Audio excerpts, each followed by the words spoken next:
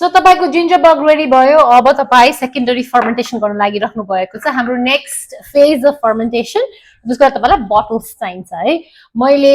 धेरै बोटल्सहरु युज गरेको छु and I will tell you which one works the best सबैभन्दा पहिले चाहिँ प्लास्टिकको बोटल प्लिज युज नगर्नु होला बिकज यो कार्बोनेसन को प्रोसेसमा चाहिँ I wouldn't recommend drinking out of plastic bottle किन भन्दाखेरि माइक्रोप्लास्टिक धेरै रिच हुन्छ त्यसमा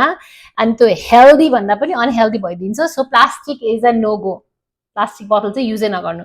दोस्रो कुरा सिसाको बोटल त युज गर्ने तर कस्तो खालको सिसाको बोटल युज गर्ने भनेर सोध्नुहुन्छ भने चाहिँ अब यस्तो क्याप भएको बोटल चाहिँ it's not useful at all है यो चाहिँ एकदम एयर लिक भइहाल्छ र तपाईले यसमा सेकेन्डरी फर्मेन्टेसन गर्न सक्नु हुँदैन तपाईको कार्बोनेसन राम्ररी हुँदैन एन्ड यो drink is going to be flat त्यही भएर यो युज नगर्नु होला डोन्ट माइन्ड दिस यो चाहिँ कान्जी हो म कान्जीको लागि युज गर्छु है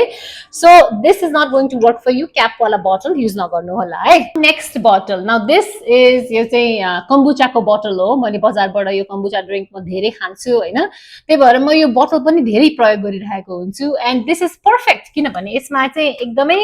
राम्रो के भन्छ यो सिल मजाले सिल हुन्छ क्या एयर बबलहरू टाइट भएर बस्छ क्या यसमा बिकज अफ दिस पर्टिकुलर यो के भन्छ यसलाई यो रबर जस्तो यो सानो छ कुसन छ यहाँनिर त्यो कुसनले गर्दाखेरि so if you don't have anything तपाईँ कम्बुचा गएर किन्नुहोस् अथवा यो बोटल बजारमा पाउँछ भने you can also have this bottle अनि you can use this bottle just to test out यो ड्रिङ्क है एकदमै मैले रेकमेन्ड गर्ने भनेको चाहिँ कस्तो खालको बोटल भन्दाखेरि चाहिँ यस्तो यो फ्लिप क्याप भएको बोटल हुन्छ होइन अनि यस्तो यहाँनिर वासर पनि हुन्छ क्या वासर हुन्छ यस्तो खालको बोटल चाहिँ म रेकमेन्ड गर्छु है न मसँग यस्तो दुईटा खालको बोटल छ यो चाहिँ मैले भाटबटिनीबाट किनेको होइन अनि यो चाहिँ एउटा के भन्छ त्यो होटलहरूलाई सप्लाई पठाउने ठाउँ हुन्छ नि त्यस्तो खालको सपबाट मैले किनेको है I don't recommend this bottle जुन चाहिँ व्हाइट वासर भएको बोटल जुन छ मैले जुन चाहिँ भाटबटिनीबाट किनेको थिएँ है सुपर मार्केटबाट यो चाहिँ I don't recommend because it did not hold the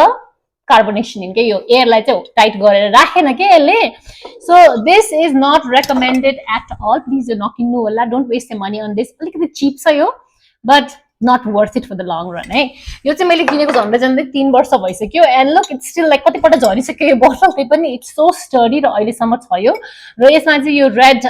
खालको यो रबर छ क्या यहाँनिर रबर एकदमै थिक रबर छ and it is so good के यसले चाहिँ एकदम मजाले चाहिँ एयर टाइट गरेर राखिदिन्छ एन्ड रियली रियली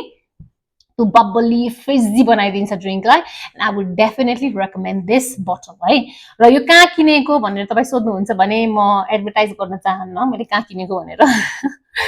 तर if you write to me म तपाईँलाई डेफिनेटली डिएम गरिदिन्छु यसको यो ठाउँको नाम होइन so you can comment about it अनि you can buy this and यो अनलाइन सपमा पनि मैले देखिरहेको थिएँ तर अब अनलाइनको चाहिँ अब I don't know I haven't purchased it यो चाहिँ मैले फिजिकली गएर किनेको हेरेर किनेको बोटल भएको कारणले गर्दाखेरि सो विथ द्याट अब हाम्रो नेक्स्ट ट्युटोरियलमा चाहिँ we are going to make drink